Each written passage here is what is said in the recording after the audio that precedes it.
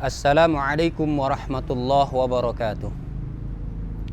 Innal hamdalillah nahmaduhu wa nasta'inuhu wa nastaghfiruh wa na'udzu billahi min syururi anfusina wa min sayyiati a'malina may yahdihillahu fala mudhillalah wa may yudlil fala hadiyalah.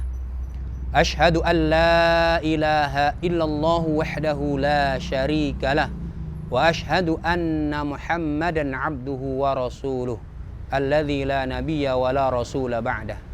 Allahumma salli wa sallim wa barik ala sayyidina Muhammad wa ala alihi wa ashabihi ajma'in. Kaum muslimin yang semoga Allah muliakan, kita bersyukur kepada Allah karena kita dimudahkan menjadi seorang muslim. Minimal mengaku muslim, mengaku beriman kepada Allah Subhanahu wa ta'ala, dan mudah-mudahan Allah menerima keimanan kita. Di bulan yang agung ini, penuh ampunan dan penuh keberkahan, mudah-mudahan Allah menganugerahkan ampunan kepada kita, menganugerahkan keberkahan-keberkahan pada umur kita dan juga pada keluarga kita. Islam agama kita, agama yang mulia, agama yang sempurna, mengatur segala aspek kehidupan, ya, termasuk bagaimana kita memerintahkan atau berinteraksi dengan anak, atau bagaimana agar anak kita menjadi anak yang solih atau solihah. Allah Subhanahu wa ta'ala memang sudah menyatakan bahwa agama kita adalah agama yang sempurna. Sebagaimana yang Allah beritahukan, Al-yawma akmaltu lakum dinakum wa atmamtu alaikum ni'mati wa raditu lakumul islama dina. Al-yawma akmaltu lakum dinakum. Pada hari ini telah aku sempurnakan untuk kalian agama kalian. Wa atmamtu alaikum ni'mati, dan telah aku sempurnakan pula nikmatku untuk kalian. Ini menjadi salah satu dalil atau ayat bahwa agama ini adalah agama yang sempurna dan memang telah Allah sempurnakan. Termasuk bagaimana agar kita bisa mendidik anak-anak kita menjadi anak-anak yang solih dan solihah. Salah satu di antara ajaran Islam yang diberitahukan dan diajarkan oleh Nabi Shallallahu Alaihi Wasallam kepada kita, ya, khususnya kepada orang tua yang sudah memiliki anak, putra atau putri, Nabi Shallallahu Alaihi Wasallam berpesan, ya, dalam salah satu hadisnya, hadis riwayat Imam Abu Daud, beliau bersabda demikian: muru auladakum bis shalah bi sab'i sinin, ya, wadribuhum, ya, bi asyarah sinin. Jadi kata Nabi, muru auladakum bis shalah, perintahkan oleh kalian anak kalian untuk sholat, ya, pada usia berapa? Mulai usia 7 tahun. Nah, dan setelah 7 tahun, yaitu tepatnya 10 tahun, kalau anak tidak mau sholat itu boleh dipukul. Tetapi yang harus diketahui juga adalah pukulan seperti apa itu nanti akan kita bahas. Yang pertama tadi, bahwa Nabi sejak awal memerintahkan kepada kedua orang tua untuk menyuruh anaknya melakukan sholat. Kapan mulainya? Mulai umur 7 tahun. Nah, apakah berarti sebelum itu tidak boleh? Boleh, ya. Tetapi tentu dengan contoh, dengan teladan dari orang tua. Biasanya kalau anak 5 tahun atau di bawahnya lihat orang tuanya ngapain, ya dia akan ikutin. Ya, lihat orang tuanya, ibunya sedang sholat, dia akan mengikuti gerakan-gerakan sholat itu. Nah, itu kesempatan tuh memberitahu ini tadi namanya sholat. Nah, kalau yang laki-laki tidak perlu disuruh ketika belum 7 tahun. Terus apa yang dilakukan? Digendong, dibawa ke masjid ya, oleh bapaknya untuk sholat berjamaah. Dan umumnya anak-anak pasti senang, ya, apalagi digendong bapaknya. Tidak diajak saja dia minta ikut. Ya, jadi umumnya anak-anak itu pasti senang, apalagi kalau diajak oleh bapaknya, oleh orang tuanya. Ayo nak, kita sholat ke masjid. Nah, dia akan senang. Ya.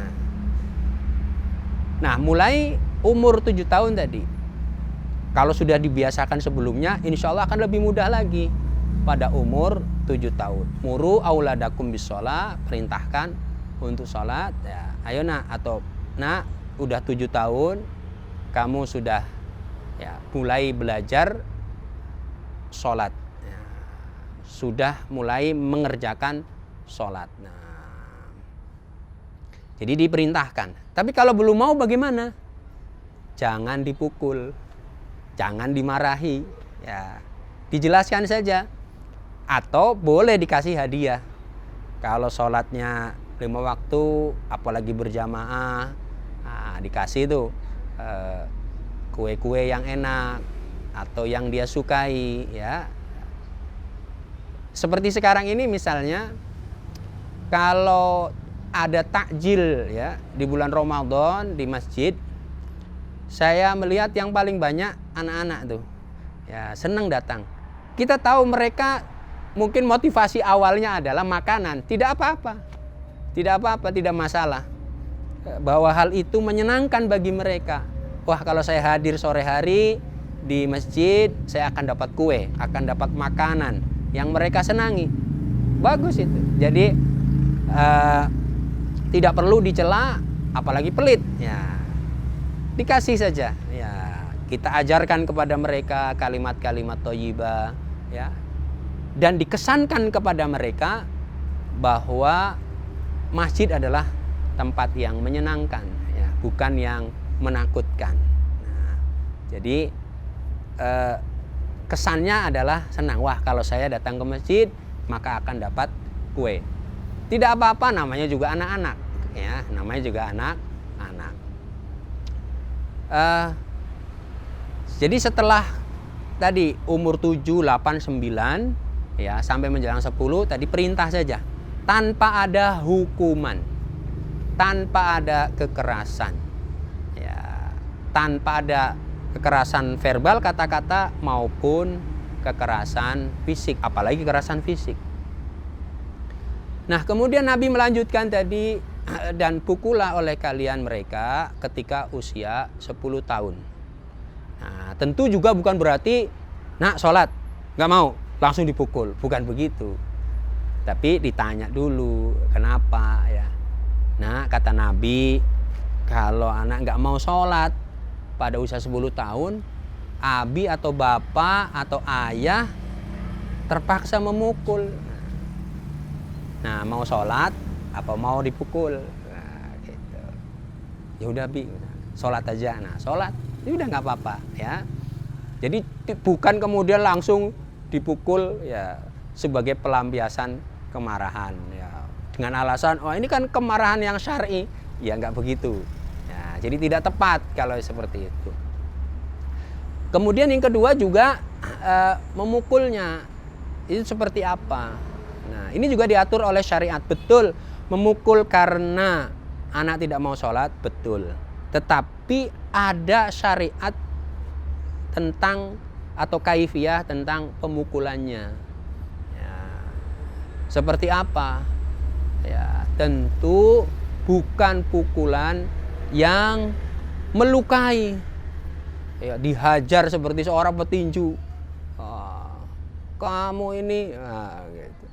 terus akhirnya dipukul. Bukan seperti itu. Ya. Terus bagaimana? Ya tadi diberitahu, bahkan memang diedukasi sejak awal.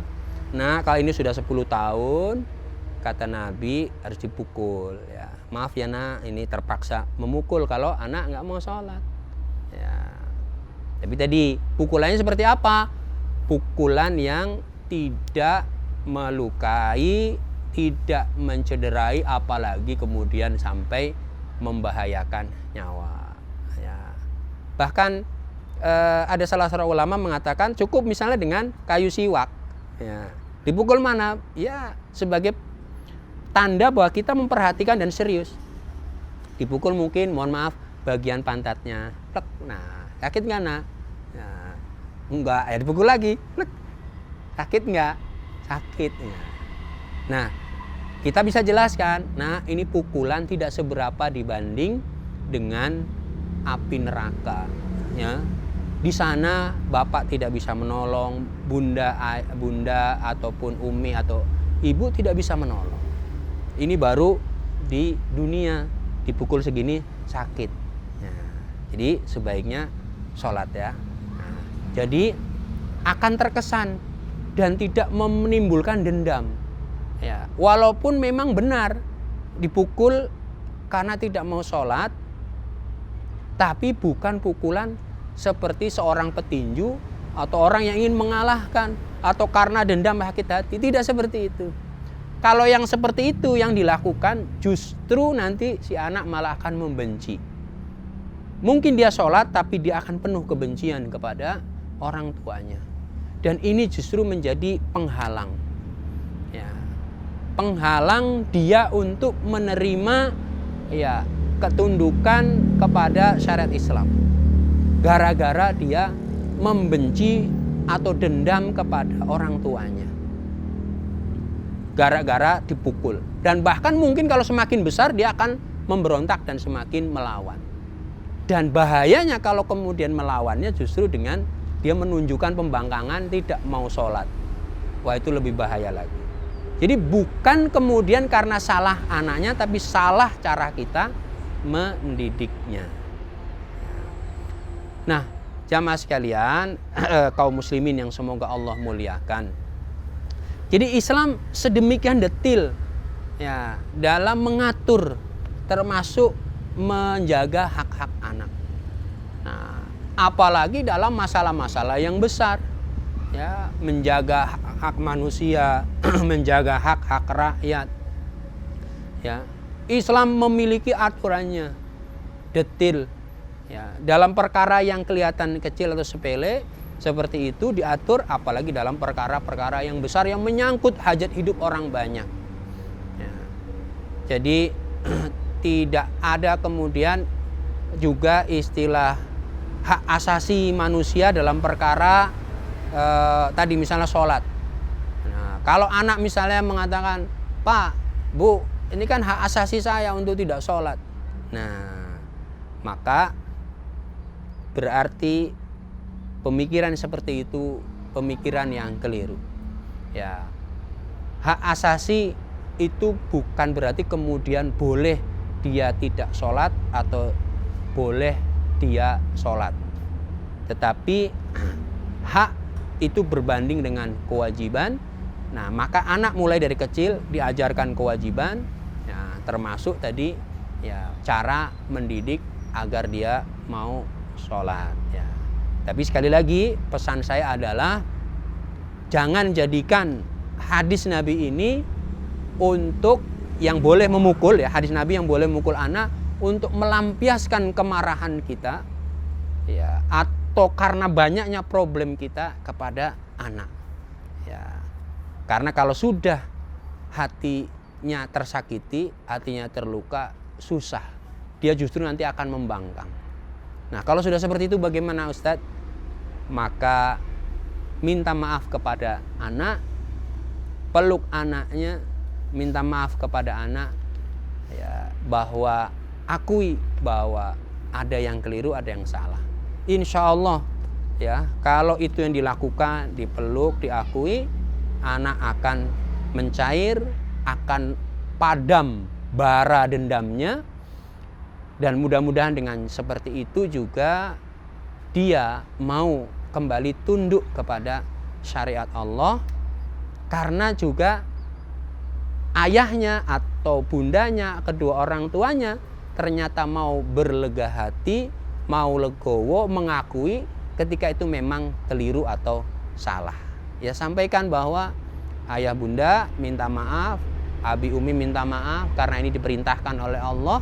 Kalau memang abi umi keliru atau kalau ayah bunda keliru, karena nanti menimbulkan tadi trauma. Tegas boleh, bahkan harus, ya, dan diberitahu mana yang benar, mana yang salah, tetapi tidak dengan kata-kata kasar, tidak dengan kekerasan fisik yang melukai ya hatinya dan melukai juga fisiknya, ya, tapi dengan ketegasan dan penjelasan, ya, dan terus-menerus diulang, dididik. Ya, demikianlah indahnya Islam, ya, memperhatikan ya hak-hak anak, ya, apalagi hak-hak rakyat, hak-hak manusia secara umum. Jadi anak yang belum berdaya saja, masih kecil sudah sedemikian rupa diperhatikan, apalagi dalam hal-hal yang besar.